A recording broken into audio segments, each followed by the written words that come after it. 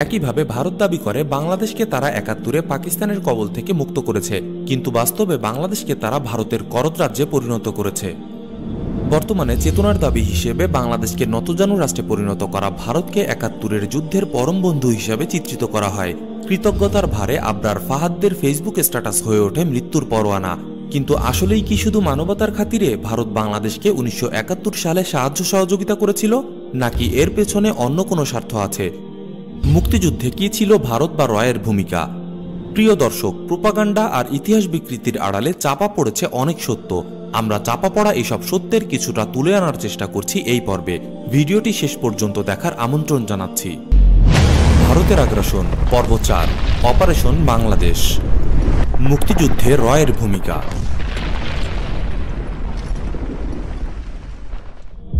সন ১৯৬২ সালে ভারত চীনের লড়াইয়ের মধ্য দিয়েই ৭১-এর মুক্তিযুদ্ধের প্রেক্ষাপট রচিত হয়ে যায়। যদিও এই সুপ্ত বীজ বের হয়ে আসতে বেশ কিছুটা সময় নেবে। এই যুদ্ধে আমেরিকা পাকিস্তানকে আদেশ করে ভারতের সহযোগী হয়ে চীনের বিপরীতে দাঁড়াতে। জেনারেল আইয়ুব তা অস্বীকার করে বসে এবং সেই সময়েই আমেরিকা পাকিস্তানে তার নীতি ঠিক করে ফেলে, আর তা হচ্ছে আইয়ুবের অপসারণ। এই লক্ষ্যে তারা দুটি মূল কর্মপন্থা গ্রহণ করে, একটি হচ্ছে সামরিক এবং আরেকটি হচ্ছে রাজনৈতিক। সামরিক পন্থাটি ছিল ৬৫-এর ভারত পাকিস্তান যুদ্ধ এবং রাজনৈতিক পন্থাটি ছিল পূর্ব পাকিস্তানকে অস্থির করে তোলা। এই অস্থিরতায় পরবর্তীতে রূপ নেয় ৭১-এর মুক্তিযুদ্ধে। প্রতিষ্ঠিত হবার পর থেকে রয়ের উদ্দেশ্য ছিল যে কোনো মূল্যে পাকিস্তানকে শায়েস্তা করা, একই সাথে পাকিস্তানের উপর নিজের সামরিক শক্তি প্রমাণ করা, দ্বিজাতি তত্ত্বকে চ্যালেঞ্জ করে যে কোনো মূল্যে পূর্ব পাকিস্তানকে আবার নিজের অনুকূলে নিয়ে আসা। নতুন তৈরি হওয়া রয়ের প্রথম ট্যাকটিক্যাল এবং স্পেশাল অপারেশনের ক্ষেত্র হয়ে ওঠে পূর্ব পাকিস্তান। হাতে নেয় তাদের বিশেষ অ্যাসাইনমেন্ট অপারেশন বাংলাদেশ। এর এজেন্টরা পূর্ব পাকিস্তানের আনাচে কানাচে ছড়িয়ে পড়ে। ১৯৭১ সালে এসে পেয়ে যায় পাকিস্তানকে উচিত শিক্ষা দেবার মোক্ষম সুযোগ। প্রতিষ্ঠিত হবার আগে থেকেই অবশ্য ভারতীয় গোয়েন্দারা আওয়ামী লীগের সাথে যোগাযোগ রক্ষা করত। ১৯৬২-৬৩ সালে আগরতলায় ভারতীয় গোয়েন্দা বাহিনীর শঙ্কর নায়ারের সাথে মুজিবপন্থীদের একটি গোপন বৈঠক হয়। ইতিহাসে এটি আগরতলা ষড়যন্ত্র মামলা নামে পরিচিত। শঙ্কর নায়ার পরবর্তীতে রয়ের প্রধান হিসাবে দায়িত্ব পালন করে। মুক্তিযুদ্ধের আগ থেকেই শেখ মুজিবুর রহমান চিত্তরঞ্জন সুতারের সাহায্যে রয়ের সাথে কন্ট্যাক্ট বজায় রাখতেন। রয়ের এজেন্ট চিত্তরঞ্জন সুতার ছিল একজন রহস্যময় ব্যক্তি। দেশ স্বাধীন হয়ে যাবার পরেও ১৯৭২ সালে চিত্তরঞ্জন সুতার ইন্দিরা গান্ধীকে অনুরোধ করে বাংলাদেশকে ভারতের প্রদেশ করে নিতে। অথচ এই চিত্তরঞ্জন সুতারই ছিল মুক্তিযুদ্ধ চলাকালীন সময়ে শেখ মুজিবুরের কন্ট্যাক্ট। শেখ মুজিবুর রহমান সাহায্য পাবার ব্যাপারে ডাক্তার আবু হেনাকে ৭১-এর মার্চ মাসেই কলকাতায় চিত্তরঞ্জন সুতারের কাছে পাঠিয়েছিলেন। ডাক্তার আবু হেনা বলেছেন, আমি ওপেনলি বলছি, চিত্তরঞ্জন ছিলেন রয়ের এজেন্ট। আমি এসব কথা জেনেছি তাজউদ্দিন ভাইয়ের কাছে, উনি আমাকে বলেছিলেন। माँ भारती के कई शेर ऐसे भी थे, कई वीर ऐसे भी थे जिन्होंने पर्दे के पीछे काम किया था और 1971 के युद्ध में उनका योगदान उतना ही महत्वपूर्ण था जितना कि भारतीय फौजों का।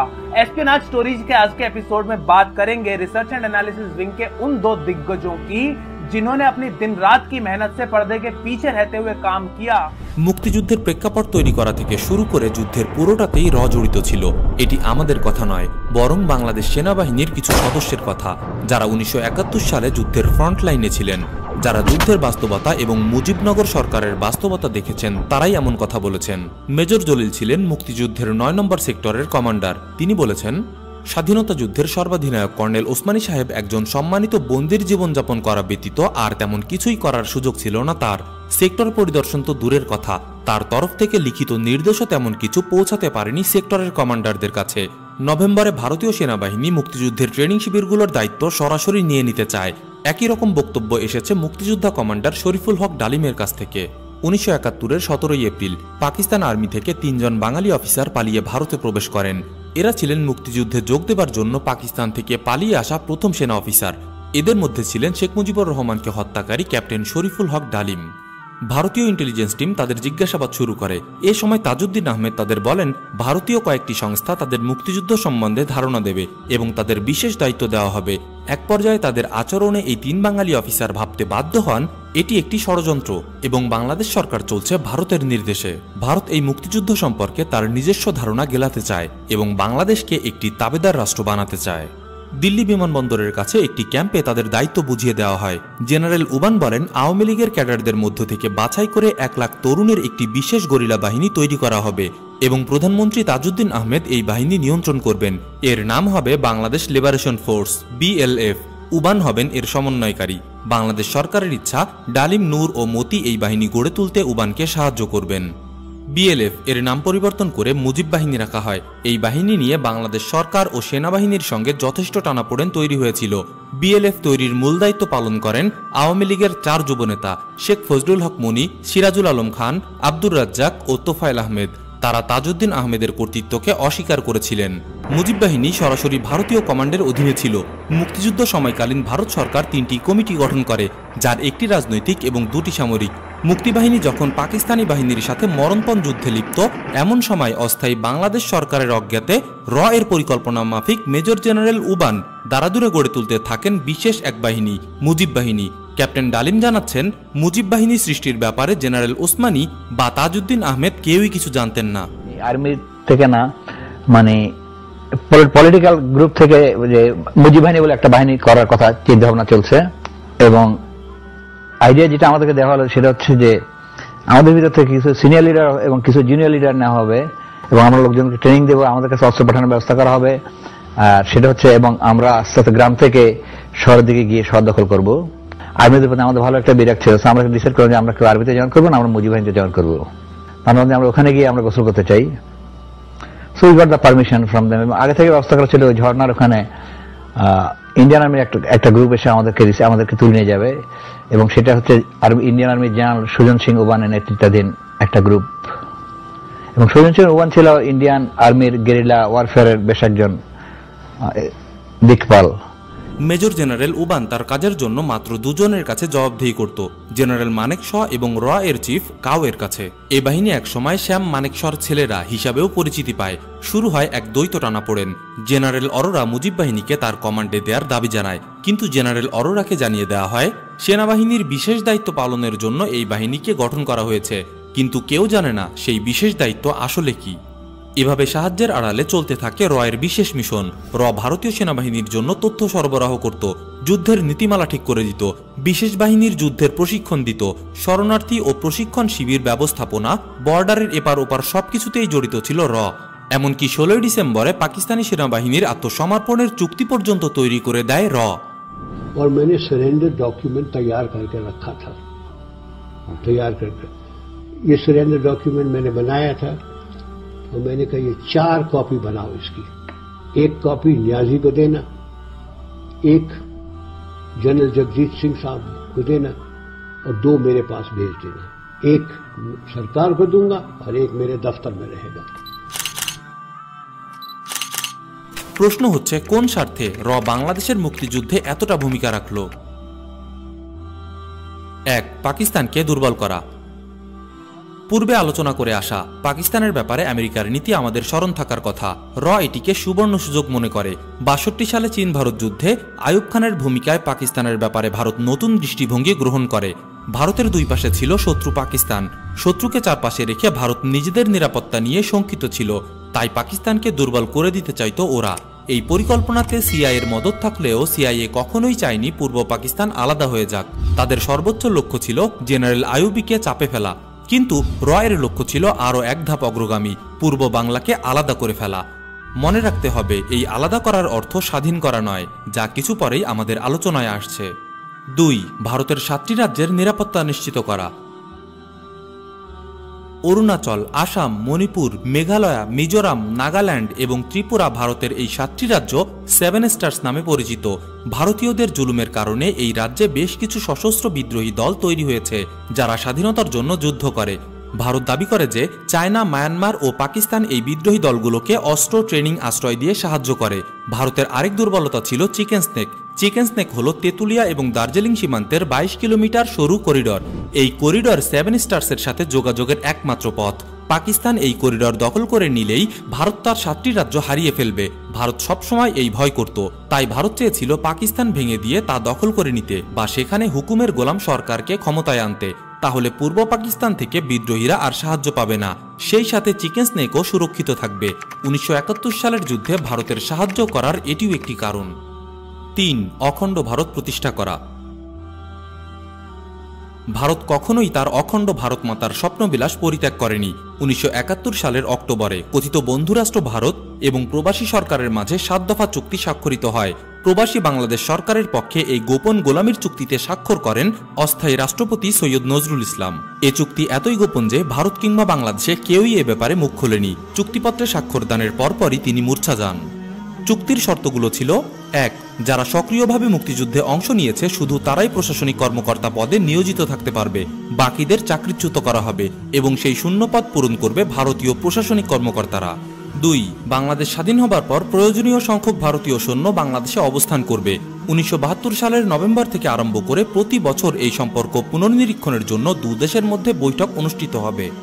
3. বাংলাদেশের কোনো নিজস্ব সেনাবাহিনী থাকবে না, অর্থাৎ ভারতীয় বাহিনী বাংলাদেশে যা খুশি তাই করতে পারবে, তাদের বাধা দেবার কেউই থাকবে না।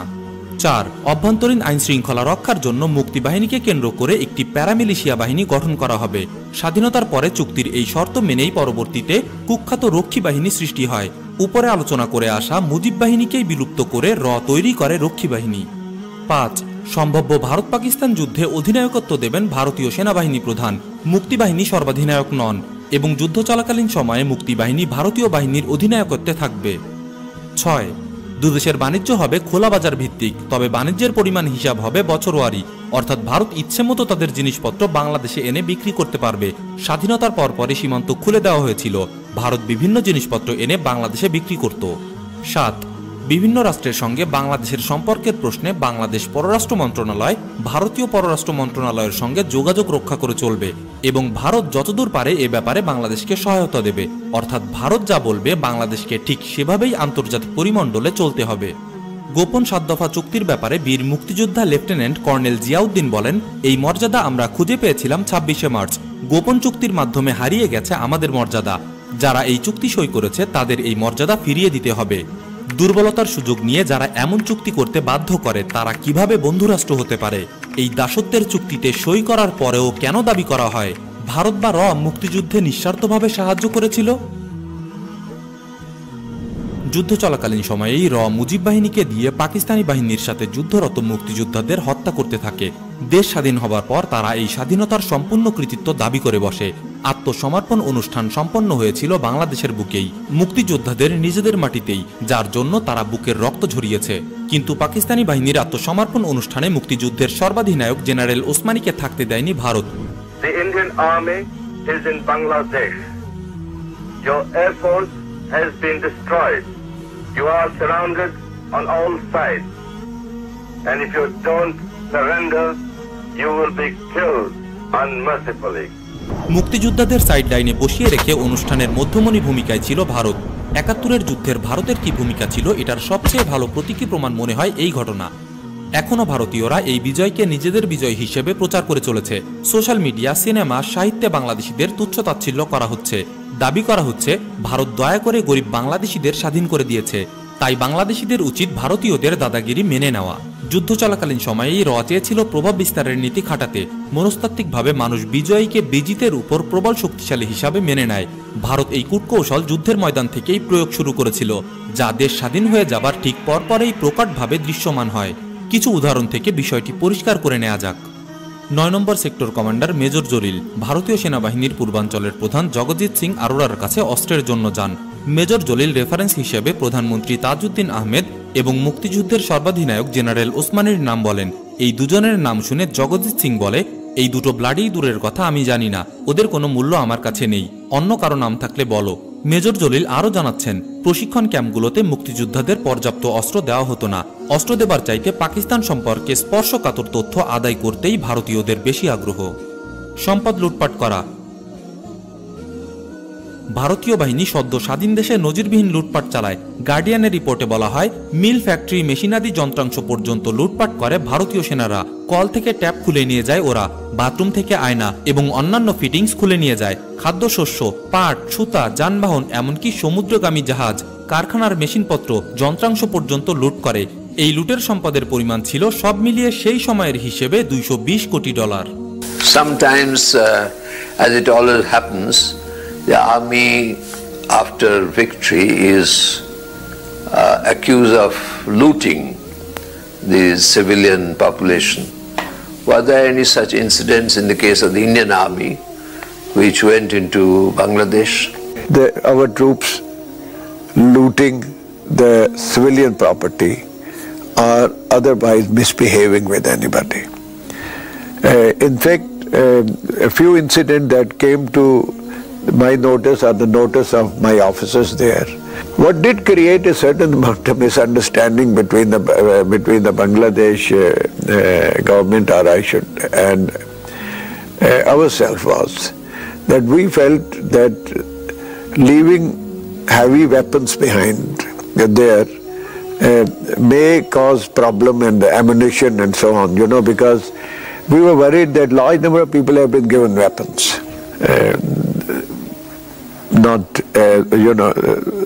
We have been intentionally trying to rob them of it, if I may use it. ভারতীয় বাহিনী পাকিস্তানের অন্তত 4টি ডিভিশনের অস্ত্রশস্ত্র, ভারী কামান, গোলাবারুদ, যানবাহন ও অন্যান্য সরঞ্জাম ভারতে নিয়ে যায়। ব্রিগেডিয়ার র্যাঙ্কের অফিসার পর্যন্ত ঢাকা ক্যান্টনমেন্ট থেকে ফ্রিজ, আসবাবপত্র, থালাবাসন ট্রাক ভর্তি করে ভারতে পাচার করে। মেজর জলিল ভারতীয় বাহিনীর এই লুটপাটের বিরোধিতা করেন। পরিণতিতে ভারতীয় বাহিনী তাকে গ্রেফতার করে। বাকিটা শোনা যাক তার কাছ থেকেই। আমার স্বাদের স্বাধীন বাংলায় আমি হলাম প্রথম রাজবন্দী।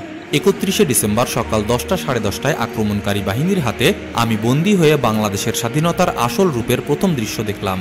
যশোর সেনা ছাউনির অফিসার কোয়ার্টারের একটি নির্জন বাড়িতে আমাকে বেলা 11টায় বন্দী করা হয়। মুসলিম অধ্যুষিত বাংলাদেশকে ধর্মহীন করা। 70 সালের নির্বাচনে আওয়ামী লীগ বিপুল ভোটে জয়ী হয়। তাদের নির্বাচনী ইশতেহারে ছিল আওয়ামী লীগ ইসলাম বিরোধী কোনো কিছু করবে না, অথচ সেই আওয়ামী লীগ 72 সালের সংবিধানে ইসলামের বিরুদ্ধে অবস্থান নেয়। জনমতের বিপক্ষে গিয়ে হুট করে ধর্মনিরপেক্ষতা, গণতন্ত্র, সমাজতন্ত্র ও জাতীয়তাবাদ নামে রাষ্ট্রের 4টি মূলনীতি নির্ধারণ করে। এর কারণ কি? এর উত্তর পাওয়া যাচ্ছে ইন্দিরা গান্ধীর কাছে। ইন্দিরা গান্ধী 6 ডিসেম্বর ভারতীয় সংসদে বলে, মাননীয় সদস্যগণ, আপনারা জেনে খুশি হবেন যে বাংলাদেশের নেতৃবর্গ ইতোমধ্যে গণতন্ত্র, সমাজতন্ত্র ও ধর্মনিরপেক্ষতাকে রাষ্ট্রীয় আদর্শ হিসাবে গ্রহণ করেছে এবং এর প্রেক্ষিতেই তাদের স্বীকৃতি দেওয়া হয়েছে। বাংলাদেশিদের মধ্যে ইসলামী মূল্যবোধ থাকুক, এটা কোনোমতেই মেনে নিতে পারেনি ভারত, কারণ এটি ভারতের জুলুম তথা সাম্রাজ্যবাদী আচরণের জন্য হুমকি। তাই বাংলাদেশের জনগণকে নাস্তিক বানানোর জন্য আওয়ামী লীগকে বাধ্য করা হয় সংবিধানের ধর্মনিরপেক্ষতা যোগ করার জন্য। বাংলাদেশের স্বাধীনতার পর ইন্দিরা গান্ধী বলে, 1000 সাল কা বদলা লে লিয়া, অর্থাৎ 1000 বছরের প্রতিশোধ নিয়ে নিলাম। মুক্তিযুদ্ধে র এবং ভারতের নিয়ন্ত্রণের বিষয়টি ইন্দিরা গান্ধীর এই বক্তব্য থেকে প্রমাণিত হয়। ইন্দিরা গান্ধী র এবং ভারতীয় সেনাবাহিনী এটাকে মুসলিমদের বিরুদ্ধে হিন্দুদের জয় হিসাবে দেখেছিল। 1000 সালের প্রতিশোধ বলে ইন্দিরা গান্ধী এখানে মুসলিমদের বিরুদ্ধে হিন্দুদের জয়কে বুঝিয়েছে। প্রিয় দর্শক, 1971 সালে ভারত পরম বন্ধু হিসাবে বাংলাদেশকে সাহায্য করেনি। তাদের উদ্দেশ্য ছিল মুসলিম অধ্যুষিত পূর্ব বাংলা হিন্দু অধ্যুষিত ভারত মাতার অধীনে নিয়ে আসা। স্বাধীনতার পরে যুদ্ধকালীন ভারতের সেনা প্রধান ফিল্ড মার্শাল মানেকশ ভিতরের সব বিদ্বেষ উগরে দিয়ে বলেছিল, বাংলাদেশে যদি ইসলামী প্রজাতন্ত্র ঘোষণা করা হয় তাহলে ভারতের এতে অবাক হবার কিছু নেই। আমাদের সৈনিকগণ যেদিন বাংলাদেশ মুক্ত করে সেদিনই আমি এই সত্য উপলব্ধি করেছি। বাংলাদেশের কখনোই ভারতের প্রতি তেমন ভালোবাসা ছিল না। জানতাম ভারতের প্রতি তাদের ভালোবাসা ক্ষণস্থায়ী। অনুপ্রেরণার জন্য তারা ভারতের দিকে না তাকিয়ে বরং মক্কা ও পাকিস্তানের দিকেই তাকাবে। আমাদের সত্যাশ্রয়ী হওয়া উচিত। এদেশের ধর্মপ্রাণ মুসলিমরা প্রাণাধিক প্রিয় পবিত্র কেবলা মক্কার দিকে তাকাবে, এটুকুও জেনারেল মানেকশর সহ্য হয়নি। রক্তের সম্পর্ক বুঝি এমনই হয়। ভারতের চক্রান্ত সত্ত্বেও 1971 সালে বাংলাদেশের সাধারণ মানুষ পাক শাসক গোষ্ঠী ও সেনাবাহিনীর আগ্রাসনের বিরুদ্ধে যে প্রতিরোধ গড়েছিল তা পুরোটা চক্রান্ত ছিল না। পাকিস্তানি সেনাবাহিনীর আক্রমণ, গণহত্যা, তাণ্ডবের মুখে এই অঞ্চলের সাধারণ মানুষেরা যে প্রতিরোধ গড়ে তুলেছিলেন তা ছিল জুলুমের বিরুদ্ধে মাজলুমের প্রতিরোধ, জানমাল ও সম্পদ বাঁচানোর জন্য প্রতিরোধ। কিন্তু র এবং বাংলাদেশি দালালদের মাধ্যমে এই প্রতিরোধকে হাইজ্যাক করে নেয় ভারত। এদের মাধ্যমে বাংলাদেশে এমন সংবিধান প্রণয়ন করা হয় যার সাথে বাংলার সাধারণ মুসলিমদের ঈমান, আকিদা এবং আদর্শের কোনো সম্পর্ক নেই। র বা ভারত নিছক মানবতার খাতিরে বন্ধুরাষ্ট্র ভেবে 1971 সালে বাংলাদেশকে সাহায্য করেনি। 1971 সালে ভারত বাংলাদেশকে সাহায্য করেছিল তাদের ঘৃণ্য এজেন্ডা বাস্তবায়ন করার জন্য। স্বাধীনতার পর থেকে এক মুহূর্তের জন্য বাংলাদেশের বিরুদ্ধে ষড়যন্ত্র বন্ধ করেনি ভারত। বাংলাদেশ ত্যাগের সময় ভারতীয় সেনাবাহিনীর প্রক্সি রক্ষী বাহিনী বানিয়ে গিয়েছিল। প্রশাসনের সব জায়গায় বসিয়ে গিয়েছিল রয়ের এজেন্ট। স্বাধীনতার 50 বছর পর রয়ের নেটওয়ার্ক আরও শক্তিশালী হয়েছে বাংলাদেশে। এ ব্যাপারে গত পর্বে আমরা বাংলাদেশের সর্বোচ্চ গোয়েন্দা সংস্থার মহাপরিচালকদের মন্তব্য দেখিয়েছিলাম। যারা এখনো ভিডিওটি দেখেননি, লিংক উপরে দেয়া হলো। প্রিয় দর্শক, বাংলাদেশে ভারতীয় আগ্রাসনের যে নীল নকশা হাতে নিয়ে র মাঠে নেমেছিল তা আজ প্রায় পরিপূর্ণ। জাল বিছানো শেষ, এখন শুধু গুটানো বাকি। এরই মাঝে আমরা আমাদের সীমিত সামর্থ্যের সবটুকু দিয়ে চেষ্টা করেছি তাদের এই জঘন্য পরিকল্পনাকে আপনাদের সামনে তুলে ধরতে।